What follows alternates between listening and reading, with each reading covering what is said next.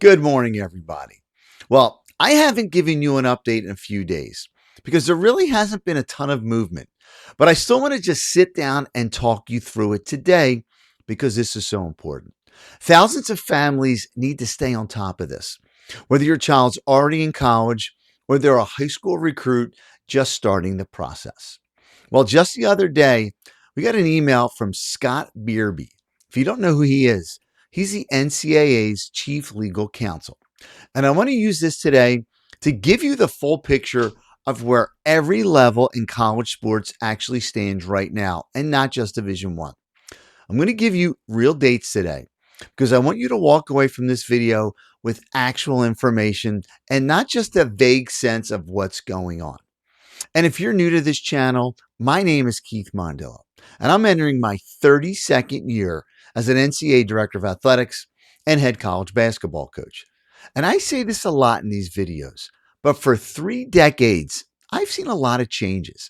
I've seen shifts in the NCAA and in recruiting, but I've never seen anything happen like this in such a short period of time. Before I get into it, and again, if you're new here and you haven't grabbed it yet, go get my college recruiting jumpstart pack. It's completely free.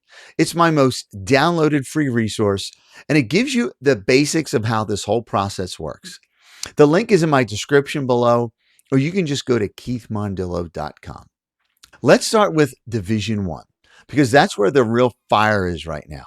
So as we all know by now, this whole fight is about the NCAA's new 5-year eligibility model and the class of 2022 athletes who got left out of it. So I'm not going to rehash that part today. Let's get straight into where things actually stand and the exact dates that matter. Here's the timeline. On Friday, August 14th, the athletes filed their opposition brief with the 10th Circuit, arguing against the NCAA's request for a stay. Then on Monday, August 17th, the NCAA filed its reply brief. That means the stay request is now fully briefed as of August 17th. Both sides have said everything that they're going to say on paper. There's no deadline for the 10th Circuit to rule. It could come any day now, or it could take several more weeks. On the same day, Monday, August 17th, we also got a separate development. The Ohio Court of Appeals granted a stay in the case called Brovacani versus the NCAA.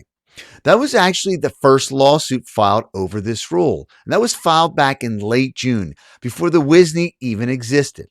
An Ohio trial judge had sided with those players back on July 9th. But on August 17th, the Ohio Court of Appeals paused that ruling while the NCAA appeals continue. That's the first time any appeals court in the entire country has sided with the NCAA on this issue.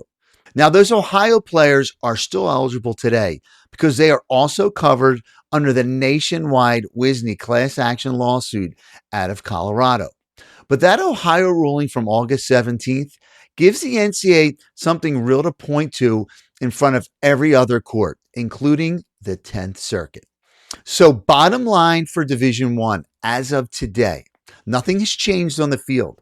If your child is covered under the WSNY class action lawsuit, they're still eligible right now. But watch these two dates closely. August 17th is when the stay request became fully briefed in front of the 10th Circuit. And that same date is when the NCAA picked up its first courtroom win anywhere in the country. That's real momentum, and it could matter a lot once the 10th Circuit actually rules. But before I move on, I saw a great question in the comments on one of my social media posts. Someone asked, what's the point of the Ohio case if the WSNY case already covers those athletes anyway? It's a fair question. So let me try and answer it directly. Here's the thing. WSNY and Brovacani are not built on the same legal argument. WSNY, it's a Colorado case, is mainly an antitrust case. It argues the NCAA's rule illegally restrained competition for those athletes. Brovacani, the Ohio case, is mainly a breach of contract case. It argues these athletes are third-party beneficiaries of the NCAA's own bylaws and that the NCAA broke its own rule book. These are two differently legal theories running through two completely different court systems. One's federal, one is state. And that matters because if the 10th Circuit eventually rules against the antitrust argument in Wisney, that does not automatically kill the contract argument sitting in Ohio. So right now, yeah, the Wisney injunction is still doing all the actual work of keeping these athletes eligible. The Ohio case isn't adding any extra protection today, but it's not pointless. It's insurance. If Wisney collapses at the federal level, having a second, differently built legal theory still alive in a separate court system means this fight isn't completely over for these athletes. Now, I do want to pause here for a second because a lot of you just wrapped up your summer AAU and club circuit. You're coming off a long summer of exposure events, tournaments, camps, and conversations with coaches, and now you're heading into the school year without a real plan for what comes next. This is exactly why I built the college recruiting on-ramp system. It gives your family a full reset or a good starting point. 4 guides that walk you through the entire process, from building a realistic target list to understanding how coaches actually build rosters, to knowing what red flags to watch for when you evaluate a school. There's also a full video course if you want to watch each concept explained as you go. Here's why this matters with everything going on today. Families who operate with structure and a plan are not the ones getting blindsided when situations like this eligibility mess happen. You know how to evaluate where your child stands, how to communicate with coaches the right way, and how to build a plan that doesn't fall apart every time the rules shift underneath you. That's true whether you're just starting out or you're already mid-recruiting and need a reset. You can check out the college recruiting on-ramp system in the link below or just go visit keithmondillo.com. Now let's talk about Division II because a lot of families don't even realize that this is happening at this level also. Division II adopted its own version of the same rule on August 3rd. It mirrors the Division I model almost exactly. 5 years of eligibility, starting either at enrollment or the athlete's 19th birthday, whichever comes first. And just like Division I, Division II decided not to apply it retroactively. Here's where I want to give you real dates because these deadlines matter if your child is a current Division II athlete. The NCAA National Office set 2 waiver deadlines for athletes who might still benefit from the old rules. So if your child plays a fall sport, golf, or tennis, that deadline is August 31st at 11:59 p.m. Eastern Standard Time. If your child plays any other sport, that second deadline is September 30th at 11:59 p.m. Eastern Time. After those specific dates, waivers under the old system are gone completely for good, never coming back. So far, there's no lawsuit at the Division II level like there are at Division I.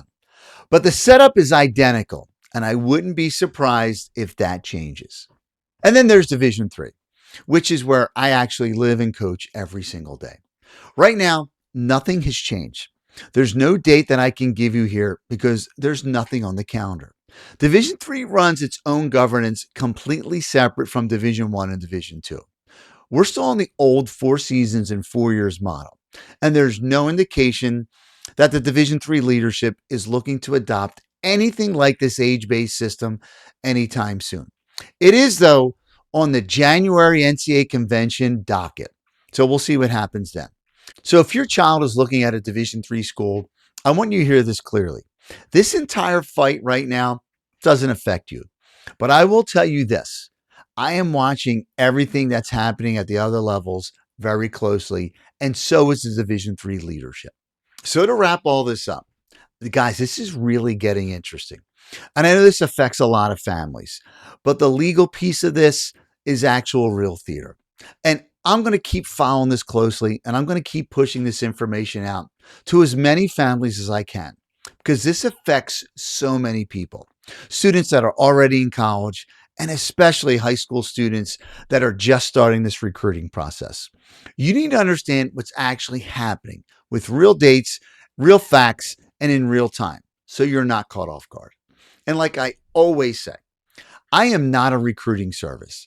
I am an educational organization that helps guide families just like yours through this crazy athletic recruiting process.